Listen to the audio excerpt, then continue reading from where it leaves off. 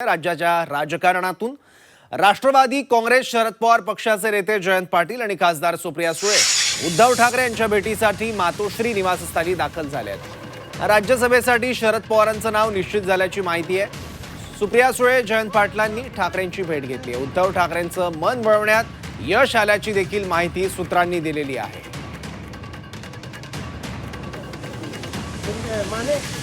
राज्यसभेच्या अनुषंगाने ही भेट होती आणि ही चर्चा राष्ट्रवादी काँग्रेस शरद पवार पक्षाच्या अनुषंगाने यशस्वी झाल्याचं देखील कळत आहे।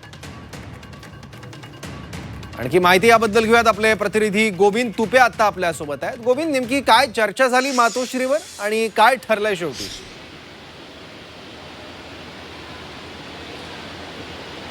नक्की आता जी माहिती मिळते आहे त्यानुसार सुप्रिया सुळे आणि जयंत पाटील यांनी उद्धव ठाकरेंची भेट घेतलेली आहे आणि साधारणतः महाराष्ट्रामध्ये ज्या राज्यसभेच्या जागा रिक्त झालेल्या आहेत 6 जागा, त्यापैकी महाविकास आघाडीच्या वाट्याला जे आहे ती साधारणतः 1 जागा येते आहे। कारण का महाविकास आघाडीचं जर संख्याबळ बघितलं तर तिन्ही पक्षाचे मिळून 1 राज्यसभेवर उमेदवार जाऊ शकतो आणि त्यामुळं काँग्रेस असेल, शिवसेना, उद्धव ठाकरे गट असेल, या दोन्हीही गटांनी या ठिकाणी राज्यसभेच्या जागेवर दावा ठोकला होता आणि अशा वेळेला शरद पवारांना राज्यसभेवर पाठवायचं, त्याचबरोबर काँग्रेसला विरोधी पक्षनेतेपद द्यायचं आणि येणाऱ्या मेमध्ये ज्या विधान परिषदेच्या जागा मोकळ्या होत आहेत त्या उद्धव ठाकरे गटाला द्यायचा, अशा पद्धतीचा एक फॉर्म्युला ठरले असल्याची चर्चा जी आहे ती समोर येताना पाहायला मिळते आहे। आणि आत्ताच या ठिकाणी राष्ट्रवादीचे शरदचंद्र पवार गटाच्या ज्या सुप्रिया सुळे असतील, जयंत पाटील असतील, यांनी उद्धव ठाकरे यांची भेट घेऊन या संदर्भातली चर्चा केली असे का माहिती मिळते आहे आणि उद्धव ठाकरेंनी याला सकारात्मक प्रतिसाद दिले असल्याचीही माहिती समोर येते आहे।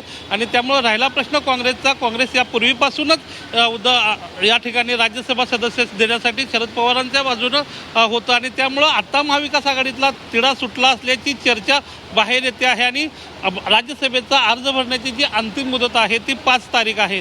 त्यामुळं महाविकास आघाडीचा उमेदवार कदाचित उद्या किंवा परवा जो आहे तो फॉर्म भरू शकतो आणि राज्यसभेची 1 जागा जी आहे ती शरदचंद्र पवार साहेबांना मिळू शकते, अशा पद्धतीची जी चर्चा आहे ती आता समोर येते आहे। आणि थोड्याच वेळामध्ये सुप्रिया सुळे असतील, जयंत पाटील असतील, या मातोश्रीवरून बाहेर पडतील आणि अधिक याबाबतचा खुलासा करतील। ठीक आहे गोविंद, धन्यवाद या सगळ्या महत्त्वाच्या माहितीबद्दल।